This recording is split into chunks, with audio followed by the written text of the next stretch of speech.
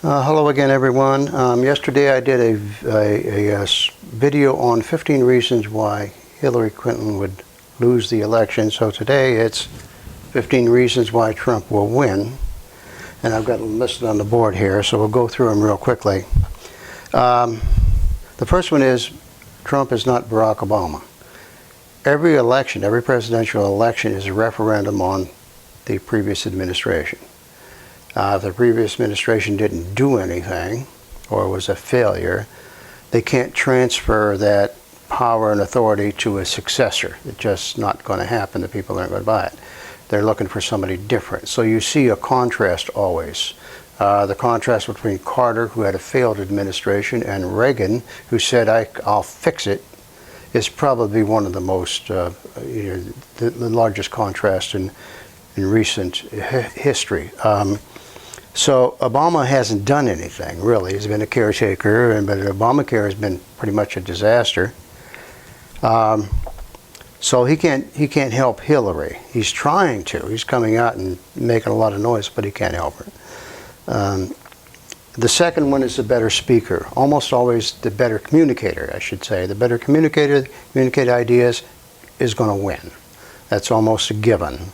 And Trump has, these ideas, and he's been able to communicate them far more effectively than Hillary Clinton is communicating her. She's kind of all over the place and wobbly, The third thing is he's communicating a plan. He's always talking about this stuff, build the wall, Common Core, get lower taxes, redo Obamacare, stop jobs from leaving, that sort of thing. He keeps hammering on that. So, he's got that going. He's able to communicate those ideas, this is what he wants to do.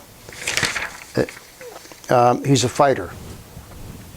I like to call him the Rocky Balboa of modern politics. I mean, he's been knocked on his ass a couple times. He's taken some real shots, and he's got up off the canvas. And people like that. He's a counterpuncher, and he punches hard. People like that. In the latest Rasmussen poll, after all the nonsense, Rasmussen, Trump 43, Hillary 41. So a lot of that's because he's a fighter. Blue collar billionaire. But he made his money building things, building tangible things people can use.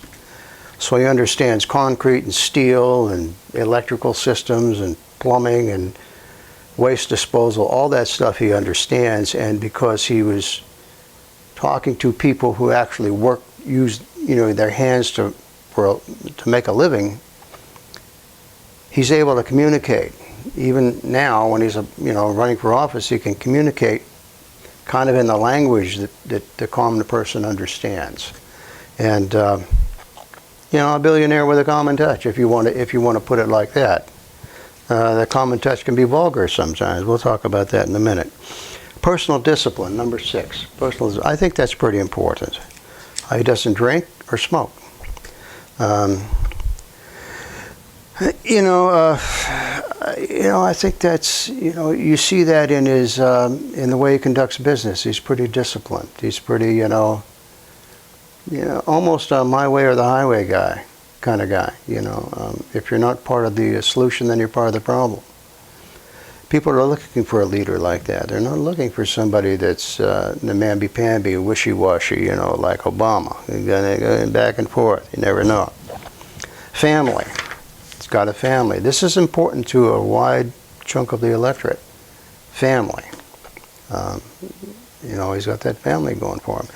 And I think that's, especially to some ethnic groups, family. You can't beat family. Number 8, lean and mean, small operation. I read where Clinton has something like 800 people in her organization that are directly involved with the campaign. Trump has 130, Small and agile beats fat and slow any day of the week.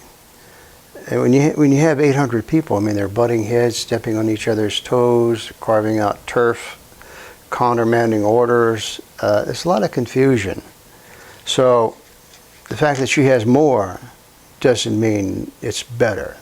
It just, sometimes it's very counterproductive. Number 9 is Trump is not a politician. A lot of people are thinking, you know, politicians got us into this mess and the bigger mess coming down the road. Oh, you know, why not hire a non-politician to fix it? Maybe you can. You know, let's give it a shot. Like Trump tells people, you know, what do you got to lose? Give me a shot. So another advantage he has is Paul Ryan. You know, Paul Ryan is like a human weather vane. You know, one day he's for Trump, one day against, one day for, one day against. And I think that Paul Ryan, you know, pushing Trump away and keeping him at arm's length, I think this is when Paul Ryan pushes Trump away, he pushes him in the direction towards the middle of the political spectrum, to where Democrats, you know, who reflexively pull the D handle, working class Democrats are going to say, wait, let's give this guy, you know, a look. Because if Paul Ryan doesn't like him, the second most powerful man in the Republican Party, maybe he has appeal to me, a Democrat. Maybe he's not that much of a Republican. And I think this works to Trump's benefit, because a big chunk of these establishment Republicans don't like him. You know, working class Democrats are going to say, wait a minute, you know, let's have a look at this guy, see what he's all about. The pussy remark. On balance, I think this, you know, I mean, it might sound strange, but I think this worked in Trump's favor for the following reasons. First, 90% of the people get their news from skimming the headlines. I mean, as a propagandist, if you can control the headlines, you can control what people think. Because people seldom read down below even the first or second paragraph when they bail. So you control that first part. But what happened is this remark, going on the principle that any publicity is good publicity. So what happened is the media hammering on Trump like this made people take a bigger look, a more in-depth look at Trump. Say, what is this guy all about? They keep talking bad about him. And they looked at him and they go, it's not that bad. Come on. You know, this is a dirty joke. This is, you know, you stop at a red light and you hear this stuff coming out of a car next to you, hip-hop. Everybody says this stuff. And the people that don't are lying.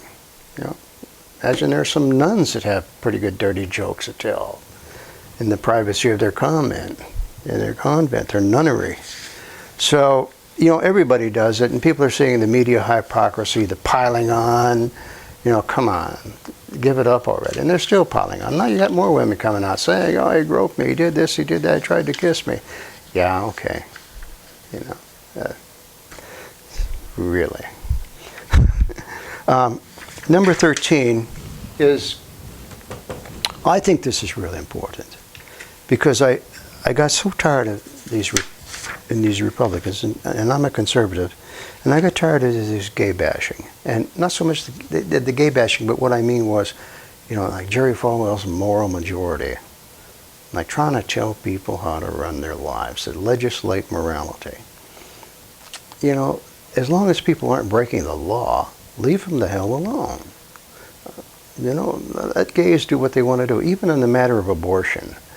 You know, I'm pro-life. I'm as pro-life as they get. But women who go to a clinic know the difference between right and wrong. So if they go there to terminate a fetus, they don't have to answer to me. They have to answer to God. So leave people alone. Don't try to do and Trump is doing that. He's going, you know, it's not up to me. Forget the bashing of these people. We got bigger fish to fry than bashing gays, bashing these women that get abortions, and so on and so forth, and all these other moral issues. Leave that alone. You know, that's stuff for the Pharisees and the Sadducees. Let them deal with it. But we got bigger things to think about. The enthusiasm gap. I mean, just look at Trump's rallies. He's got 10,000 people inside and another 10,000 outside trying to get in. He's really enthusiastic, and you're seeing this. You know, people just come out for him. You look at Hillary. You know, Hillary, she managed 250, 500. It's a controlled environment. Sometimes she might have a couple thousand, but she has no enthusiasm. I mean, she has no energy. And so, you know, and the enthusiasm gap, the energy gap, I mean, Trump's got all the energy in the world. So if you compare the two candidates. And then finally, number 15 is something I'm kind of fascinated with. I call it the late shift. Generally, towards the end of the campaign, the undecided shift in the direction of the insurgency candidate or the underdog. That's almost always happens, just because it's the person making the most noise. They go, okay, go for them. And people will kind of root for the person that's behind. Perfect example, and I'm going to do a video on this at some point, but the perfect example was the election of 1948. All that whole election, Truman was way behind Dewey. Dewey was like coasting, you know, to victory. You know, in the middle of, at the end of September, Truman was down 17 points, just like 5 weeks to go. 17 points. By the middle of October, he was down by 9. By the end of October, Truman was down by 7. He won by 4.5 points. I think he's 4.5 points.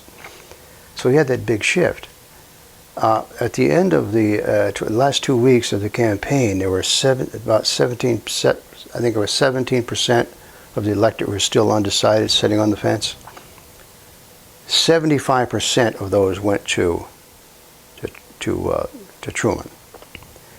Trump is really holding even, according to Rasmussen. He's up a couple points, and the LA Times has him up a couple points.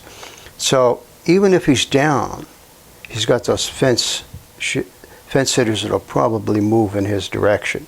They just, you know, the enthusiasm gap, and he's making more noise than Hillary is. He's out there campaigning more. So those are the 15 reasons, real quickly.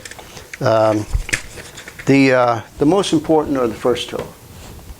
You know, he's not Obama. He's not the last president. He's the opposite, complete opposite. You can't get more opposite of Obama than Trump.